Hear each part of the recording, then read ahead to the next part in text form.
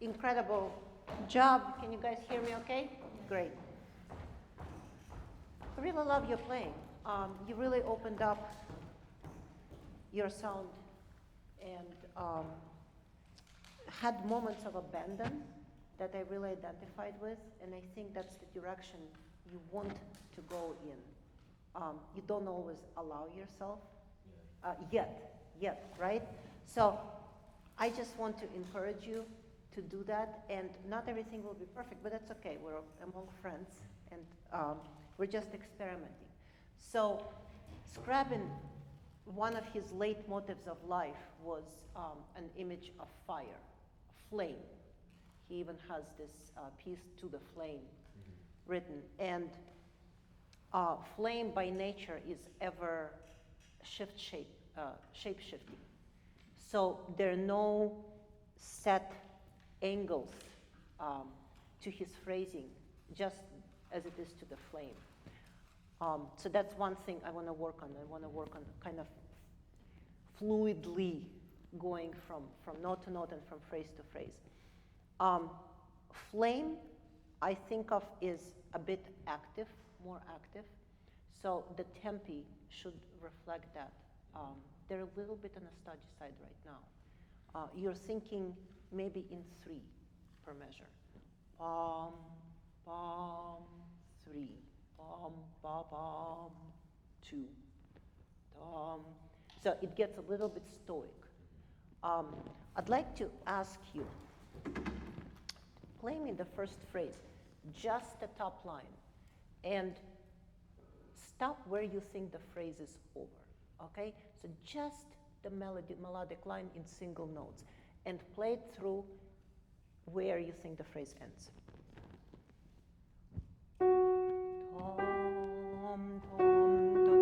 Okay, that's already, like, the phrase just started. Do you think that that's a phrase?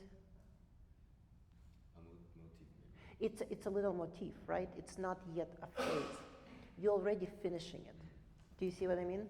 Make it part of something much bigger. So let me give you, we're gonna push the tempo. We're gonna try to feel it in 1, with the 2 being the surging moment.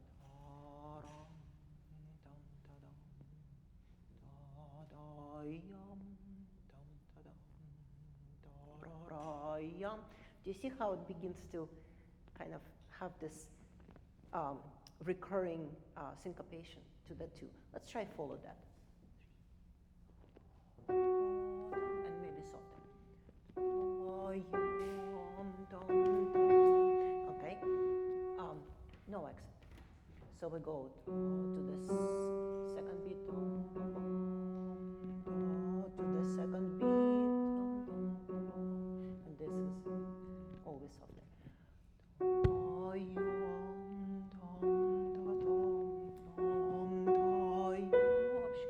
This is just starting.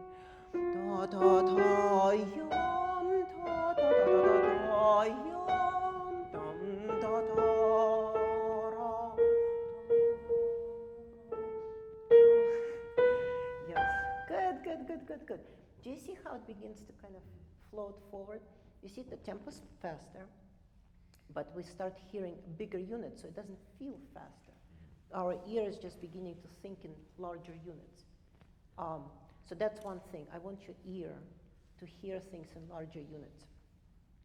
Second, you dig in too deeply into each key. And in every measure, all beats are not created equal. You don't want to all them play down with the same heaviness. You want to vary their shh. See, this one is a little bit more, this is less, and then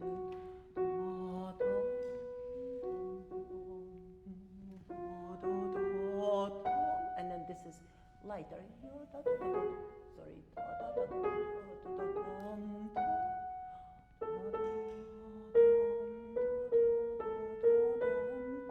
And then the phrase keeps rolling forward. Okay, good. Let's put that in action. So much lighter touch, but flashes of brilliance, like for instance here. Can you try that?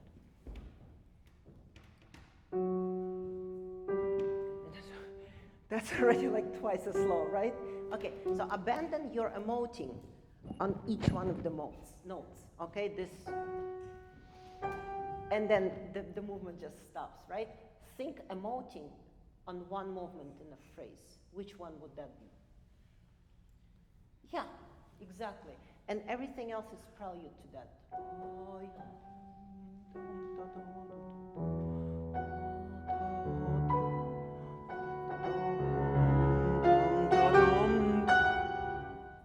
Right? Lighter.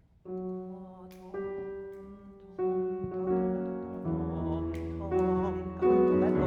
Remember, this is all part of it. That's it.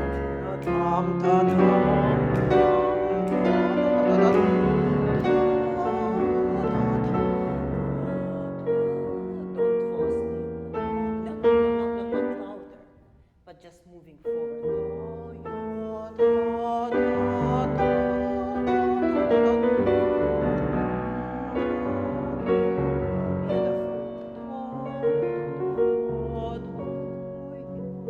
Calm down.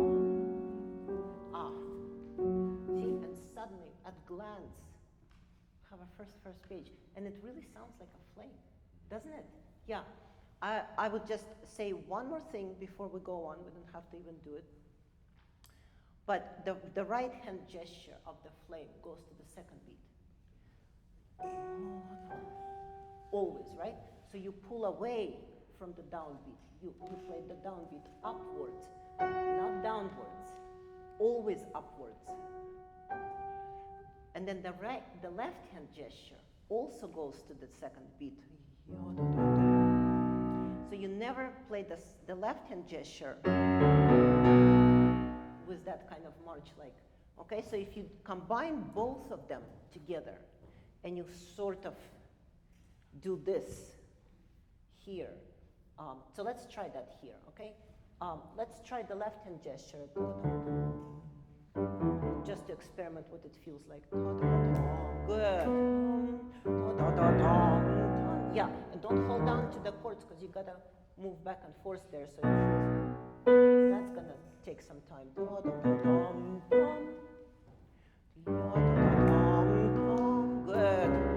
Yeah, keep that. The added benefit is you can keep one pedal longer because it's one measure, one harmony.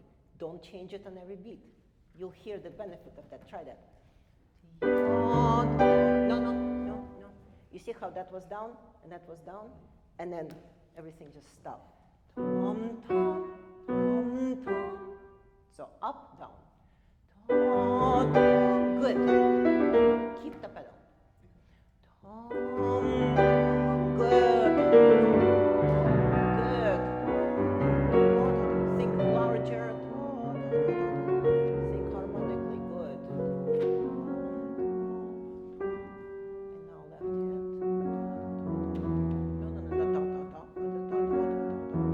That's it.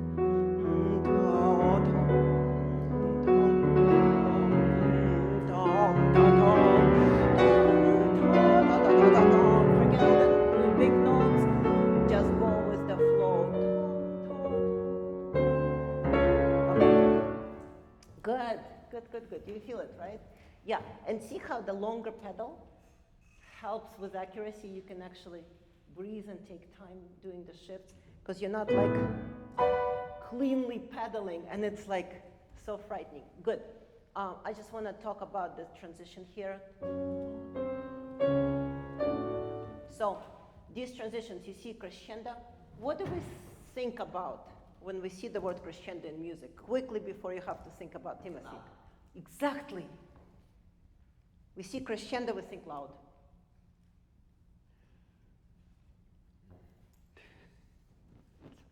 Let him sleep. What do we need to think about? Timothy? We need to think about how loud do we want to get and like what time, how long we have to do the crescendo. So what's the dynamic right at that point? At the beginning. Yeah, at the beginning of crescendo. Be softer. Softer.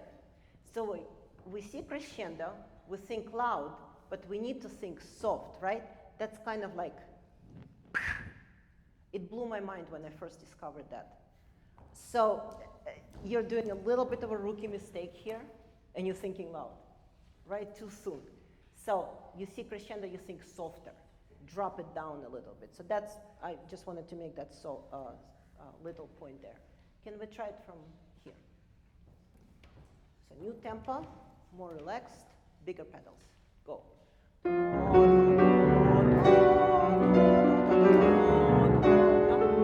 changing pedal on the second beat, and it ruins everything. Right.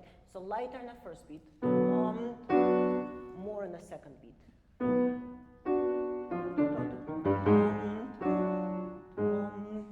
See, this is softer, this is louder. Once again.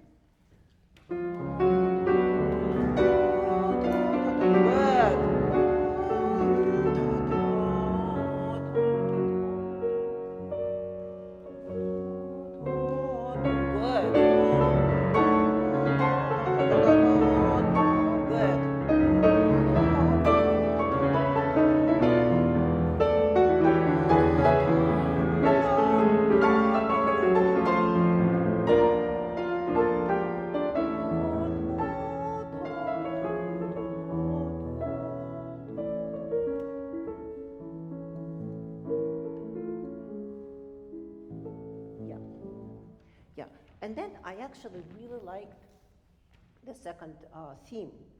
I thought that had the right temperament, the right flow. But because the first section was so much slower, it didn't offset. It didn't have that contrast. Now, it's going to have that calmness after the storm. So let's keep going.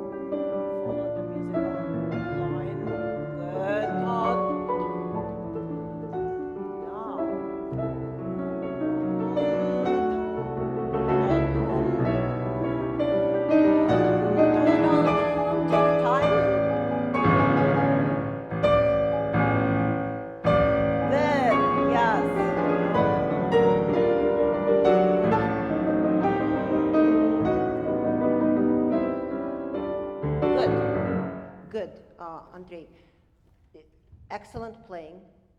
Having longer pedals really kind of unleashed you. And I always do this trick.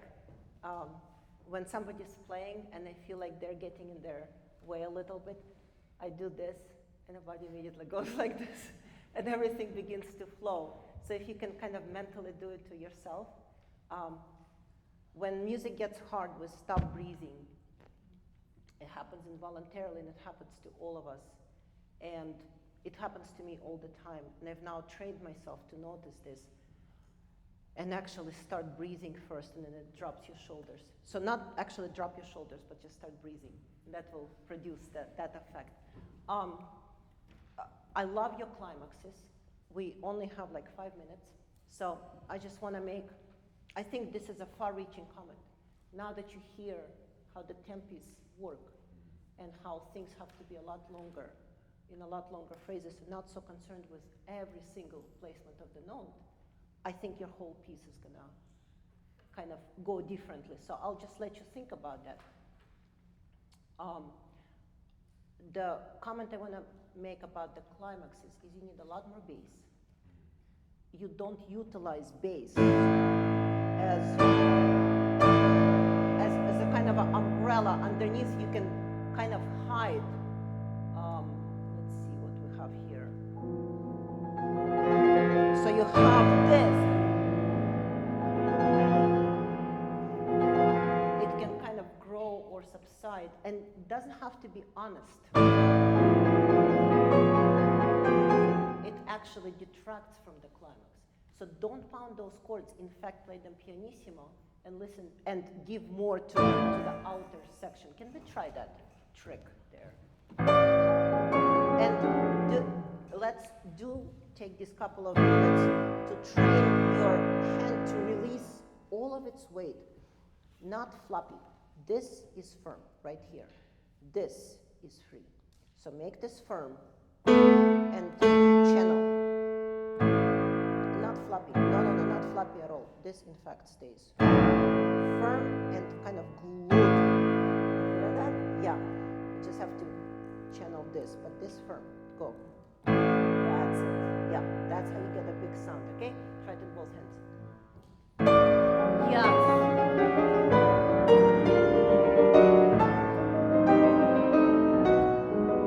Not floppy. Keep the mic. Try again.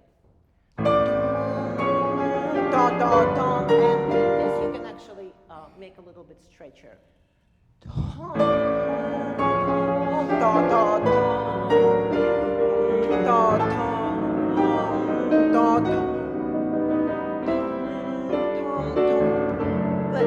Good.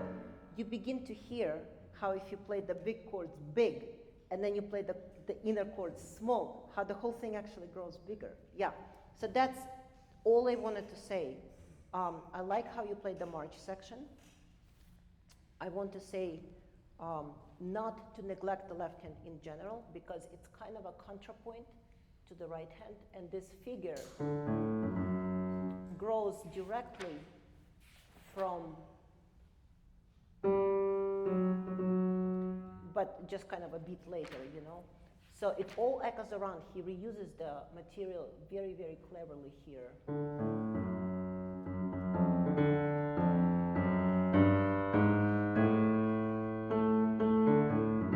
So it's a whole kind of another musical line there. And if you combine it with the right hand line, it's a really nice polyphony. Can we try that?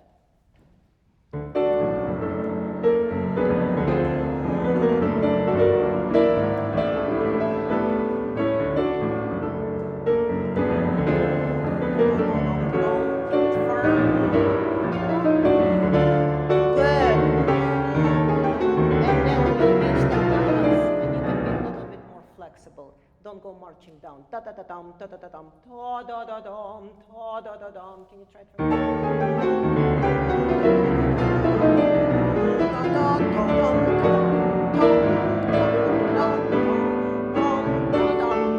And keep the tempo, keep the tempo. And color. Yes.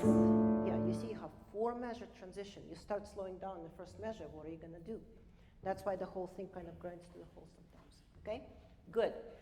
Let's leave on a good note, everybody, and play the climax. Okay? So it's the same kind of concept. Outer, especially the melodic, the bass.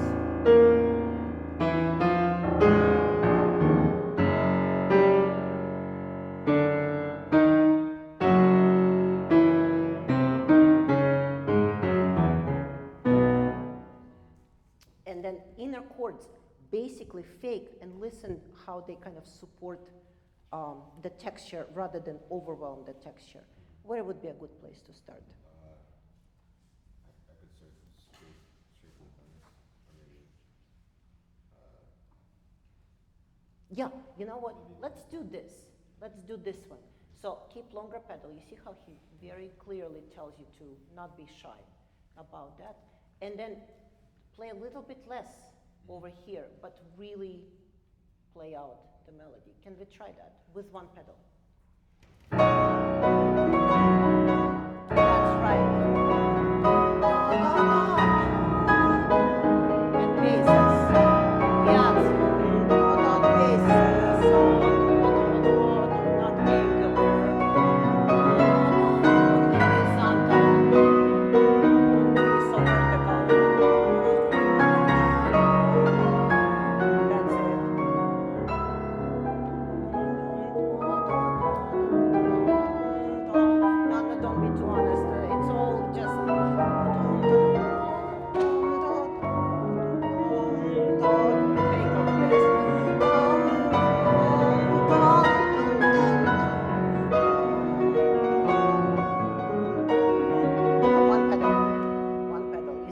change the pedal and everything falls apart. Yeah.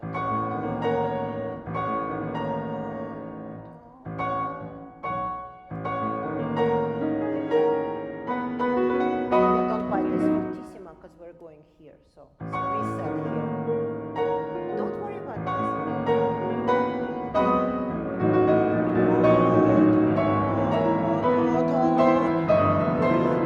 Now get ready.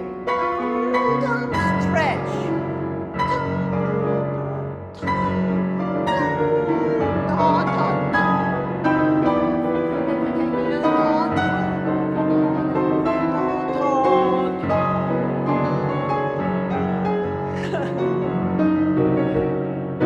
Yeah, I know it's a lot, Yeah, but you're really going for it now, and that's exactly the effect I wanted to experience on stage. Yeah, bravo. Thank you.